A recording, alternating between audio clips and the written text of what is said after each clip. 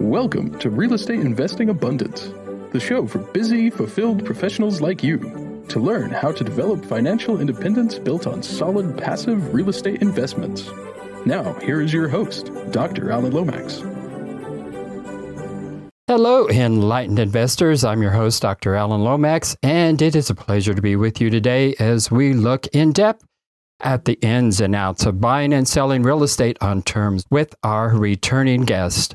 Chris Prefontaine has been in real estate for over 30 years. His experience ranges from constructing new homes in the 90s and owning a realty exchange franchise to running his own investments, commercial and residential, and coaching clients throughout North America.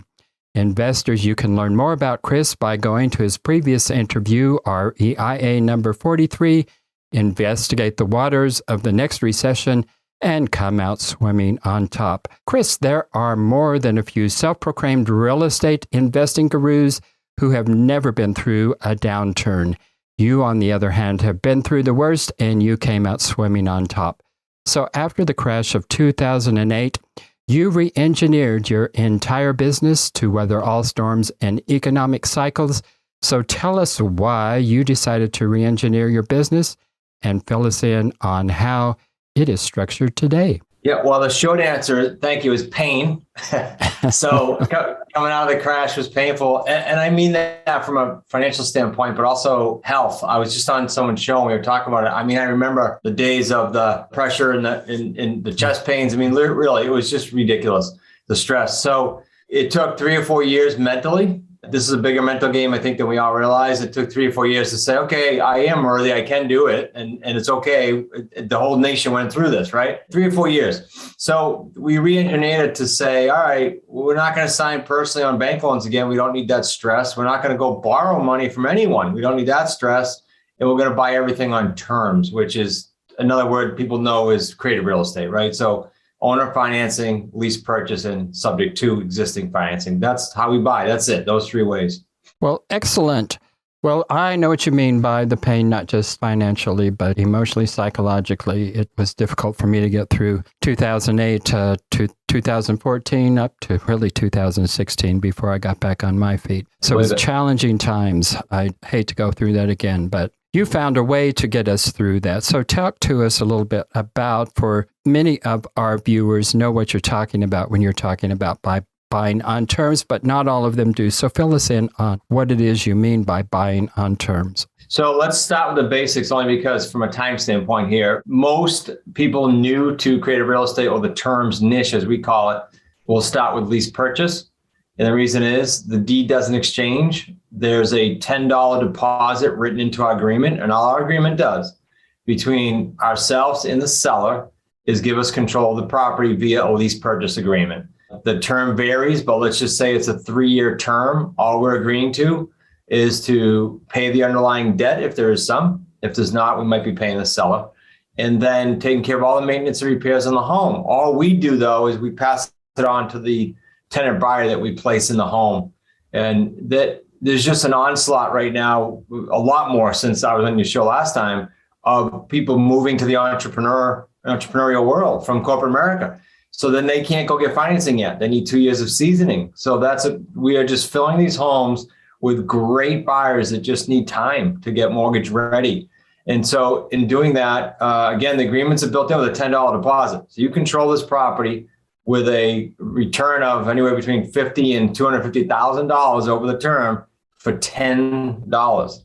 Each and every deal is like that across the country. So that, if we just stick with that, maybe we can tear that apart. Or if you want me to go into the other methods, that's cool too. But the lease purchase is great foray into the terms world. Well, tell us a little bit about how you do your business so we can get a better idea of how we can take advantage of lease purchase and for sale by owner. Okay, so this sort of a perfect storm right now, let me call it that for the cliche, because you've got inevitably, everybody's talking about interest rates going up, right? I mean, that's not a prediction, that's what they're talking about.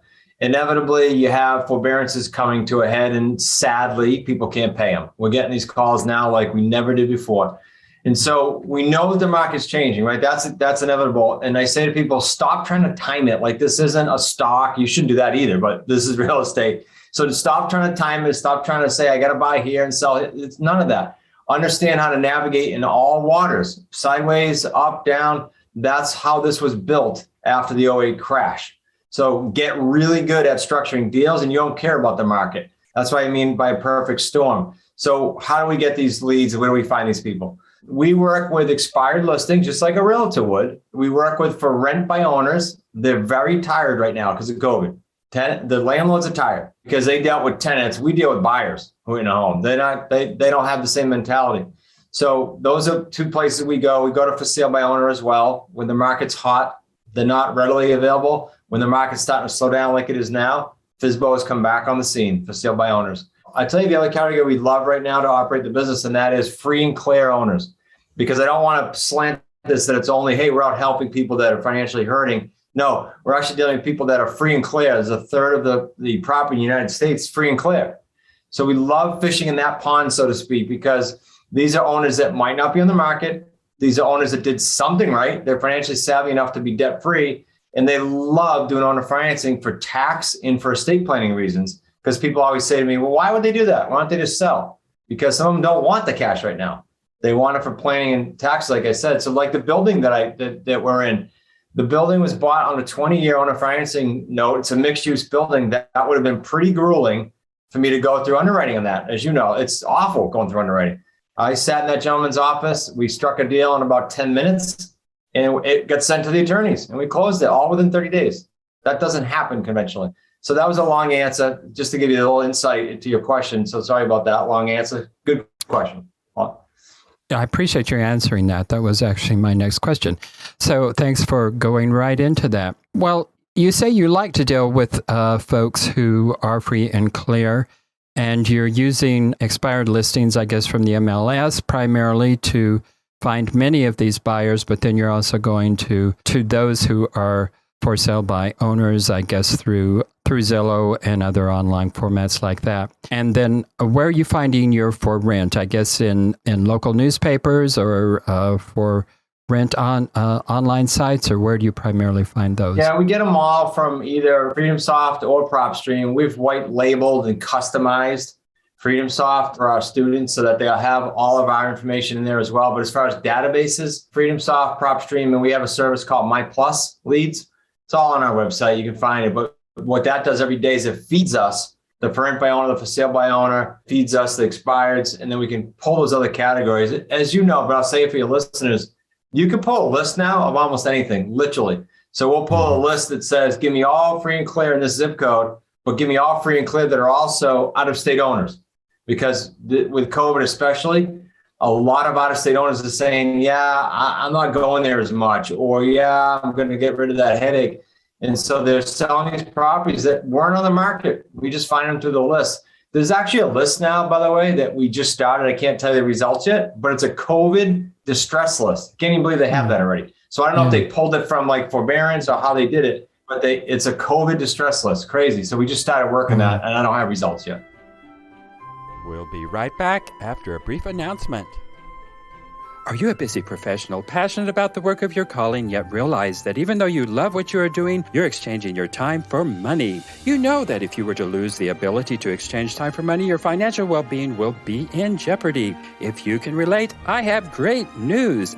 Steve Tucker Capital is an investment company designed for professionals to develop financial independence built on solid passive real estate investments. Remove the anxiety of an uncertain financial future and go to stevetucker.com. Get your free one-page 10-step guide to passive real estate investing. Yeah, well, cool. Not all of your properties are clear and free. So a question I have is, how do you deal with the subject due on sale clause for those that still have a mortgage? The due on sale clause is the biggest question I get. And as my attorney said, and I'm certainly for the listener's sake, I'm not an attorney or an accountant, but let me just tell you what we do. There was a junior attorney in his office who had first said, I can't do these. And the senior attorney, who I know, said, and he founded the firm, he's in his 70s, said, no, Chris, I'll sit down with so-and-so and I'll explain it, because it's a contractual issue between the bank and the seller. There's nothing legal or illegal about it. It's a contractual issue. And so in our experience, as long as we pay the bill on the underlying debt on time, you don't have a hassle with the bank. That's been my experience. Now, just in case there are all kinds of safeguards we put in place. So in other words, we title, when we take property subject to the existing financing, we title it in the street name and the last name in a trust of the owner's background. So in other words, let's say it's 123 Yellow Street and the last name is Jones. We'll put it in a trust, 123 Yellow Street, Jones Family Trust. Now, why do we do that? Somewhere in the 80s, maybe 82, 83, the Garment-St. Germain Act allows people to transfer property if they're doing it for family and estate planning reasons. So that's why we do that. It's just another safeguard, another layer for us. But there's all kinds of pivots you could do. I've never had a bank come at us, hundreds, like maybe thousands. But if you did, there's plenty of good attorneys that know how to pivot out of that. Okay. Well, this sounds like a great deal of work. Does one have to be full-time to do this kind of work? Yeah, most people, Dr. Allen, are not. They come to us, right? However, a large majority of people that come to us come with a goal, a dream of saying, oh, I'd love to get out of my JOB. An enormous portion of our database, our student database, are people that were in corporate America before and during COVID, even more so now, but before too, that were making like upwards of six figures. We have medical salespeople. We have a couple of doctors now. We have a dentist. We have 3 attorneys. Why are they coming? Well, they're tired of, I got to go do this and get paid, right? If they don't use their hands or their time, they don't get paid. And so they're flocking to our niche, knowing that they could pivot in any market and be here long term with us. That's pretty cool to see. And so it's not just people that say, I always wanted to be an investor. We have those too, but it's a lot of those people that have full-time, great jobs that are making that transition. And we just help them structure that. That's all. It's a plan. If someone's pretty risk averse, they'll say, hey, I want to do this in a year and I don't need many reserves. I just need to get going. Others will say, hey, Chris, I need like a year worth of deals to see the end zone here to go ahead and move. And it might take 2 years to do that. But we'll give them a plan. We give them a very specific, predictable plan to do that. Well, you were saying that you are already seeing a downturn. The interest rate hikes have not come yet. The Fed has announced that they're going to do that, but they haven't started yet. But you said that you are already seeing a downturn. Why is it that we're seeing the downturn? We have the luxury of having all these people all over the country, right? Our students, not just our little niche in New England. So we are seeing, like in the weekly calls, we'll do one tonight. As of you and I talking tonight, we have our weekly. And we get to hear from the students, and I'm hearing things like, I've never, like 4 weeks, I've never gotten this many callbacks, Chris. Someone's calling me back from last year, 2 years ago, pre-COVID. It's starting to take hold that, hey, this little, I can get 50, 100, 250 grand over asking is sort of slowing down a bit. And the other thing that's happening, and this is the sad part that I mentioned earlier, is there are a lot of families, and I'm seeing a lot of single parents for some reason, who were granted that forbearance for COVID. They needed it legitimately, but they can't pay it now. And so a lot of those are coming to us saying, look, I'm 2, 3, 4 grand. We had one woman in Ohio that was only, Michigan, that was only like $2,900 in arrears, couldn't afford it. And so we helped her and bought her home, but if not, she would have got foreclosed on. And that would have hurt her for like 7 years. And so we bought it sub 2, we caught it up, and in about 6 or 8 months, her credit will show pretty decent. And so it's a pleasure to help these people, but it's sad that they're going through it. Yeah. Well, why do you think it is the downturn has already started since interest rates have not? Well, it's probably because the people are screaming on the media of a crash. I don't know. So people are starting to say, okay, I better come down in price before that happens and get rid of it. Also, I know the Fed hasn't increased, but if you speak to mortgage brokers, rates have creeped up. Commercial and residential. So that's starting to put the panic into people, even if it's a teeny bit. Think about it.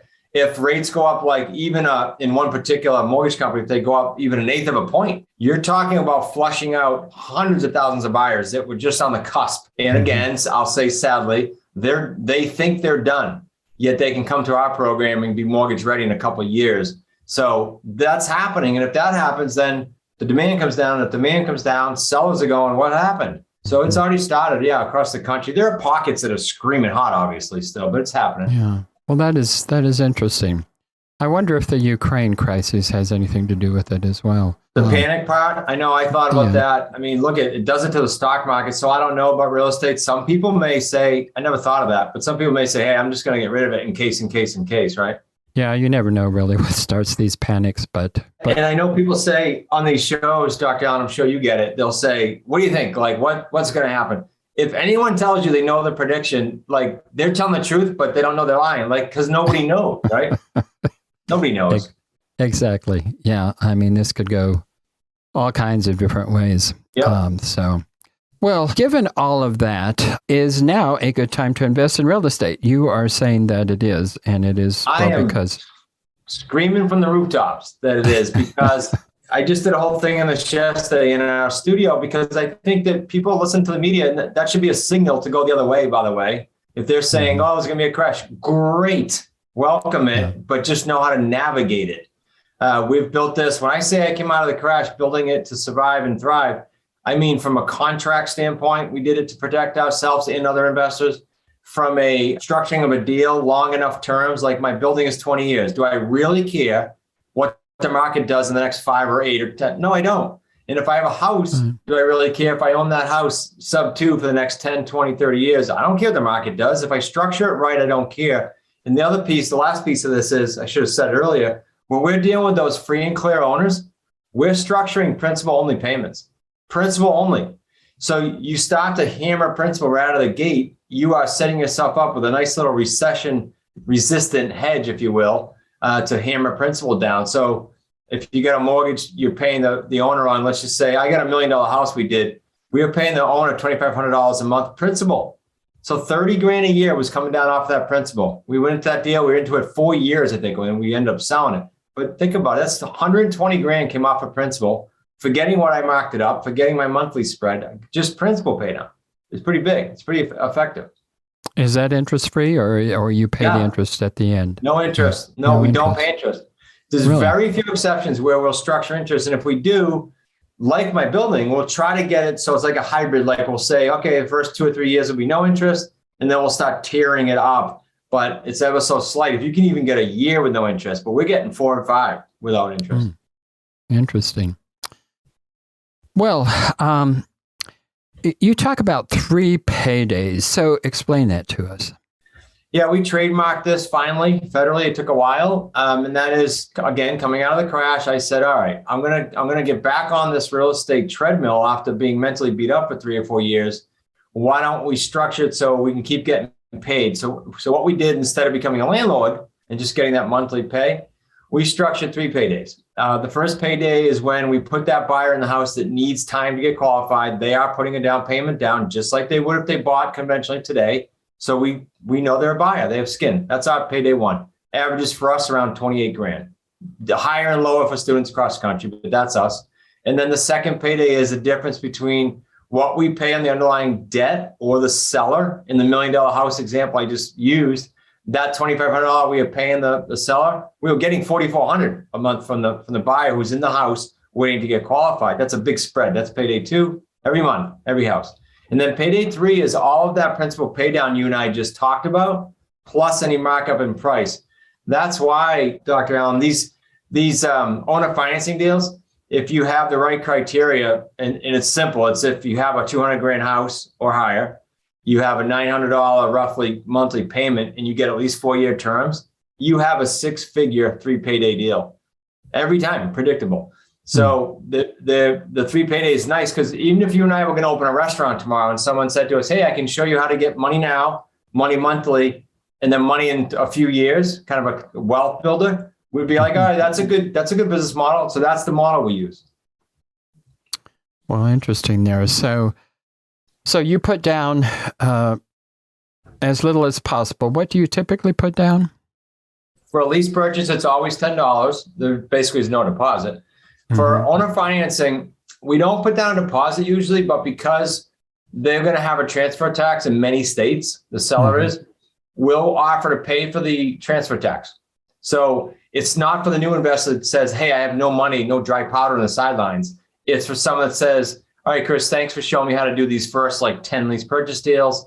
I have great paydays coming in. Now I'll go seek out some of these deals that I can own. That's usually the case. Or if someone came from corporate America, they usually have plenty of money on the sidelines. They're coming into our program, and we're teaching them how to do both at the same time. So usually no down payment, but yes, transfer tax if we need to. And on the sub 2s, if someone comes and says, like the last one we did, they were $4,100 behind in arrears. They were getting a divorce. They were battling. It wasn't amicable. And we were walking into about 80 grand in equity. So was it smart to say, okay, I'll pay the 4,100. I'm walking into 80 grand in equity. The couple was thrilled. They just wanted anything to do with each other. So they walked away from the house. We bought it sub 2. Now that $4,100, Dr. Allen, we got $41,000 for payday 1 from the buyer. So $4,100, no big deal. You just use those funds. Yeah. Wow. Interesting. So how is it that you are able to control about 60 to 80 million of real estate with your Wicked Smart community with little to no money down and no signing of loans? Well, okay. So to our earlier discussion, all those deals are done with little or no money. Also, I think more importantly is the signing of the loan piece that you just added to that question, because when I was pre-crash, and I think you went through it so you can appreciate this, I had only 23 properties. I say only because we have usually triple that now. But the problem was then 21 of them I was on personally. And so the banker could care less who you and I are, as you know. They're coming knocking. You signed personally. Sorry to say, but you got all your assets now in their hands. And so I lived through that, and it took 4 years to spin out of it all. And not signing personally now with 50 or 60 properties, I put my head on the pillow at night. I don't care what the market does. I really don't. I'm not on it personally. I'm set up perfectly well to renegotiate if I have to with anyone, and everybody wins. And nobody sits there and worries about Mr. Banker coming knocking on the door. Well, tell us about your program, Wicked Smart, and your coaching program, and how it is that viewers and listeners can get in touch with you. Sure. Thank you, Dr. Allen. The best way, I'm big on free. So I'm going to give you a link in a minute. You can get our free Amazon bestseller. It's a hardcover book. It's not going to be one of those links where they go, it's free, and then you put in $8 to pay for shipping. No, we will pay for shipping. We will ship it. It's going to cost us about $12 between the book and shipping.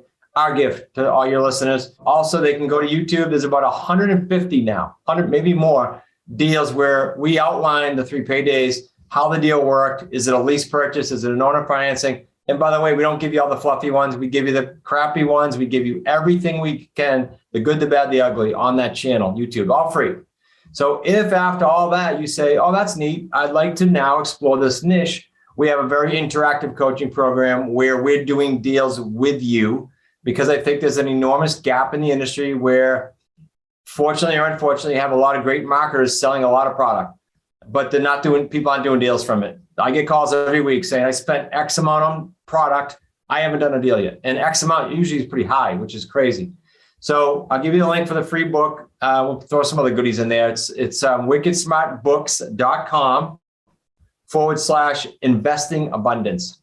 wickedsmartbooks.com/investing abundance. That'll get you the free book. Just give us your name and address. No credit card needed. We'll get that out to you. If you want to reach us, you can just go to the smartrealestatecoach.com site. Okay. Also, you can get a free strategy call from Chris at smartrealestatecoach.com/action.